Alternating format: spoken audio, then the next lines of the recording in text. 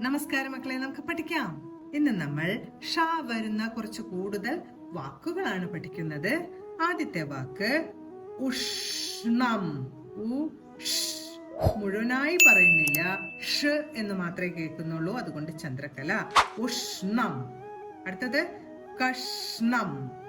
ചന്ദ്രകല ഇട്ടില്ലെങ്കിൽ എങ്ങനെ ഉച്ചരിക്കും? കഷണം. അങ്ങനെയല്ല, ചന്ദ്രകല ചേർക്കുമ്പോ കഷ്ണം എന്നാണ് ഉച്ചരിക്കേണ്ടത്. അടുത്തത് വിഷ്ണു.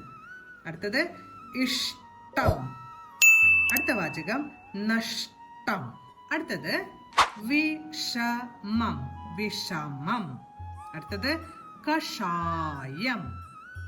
അടുത്തത് പാഷാണം. അടുത്ത വാക്ക് വിഷമിച്ചു.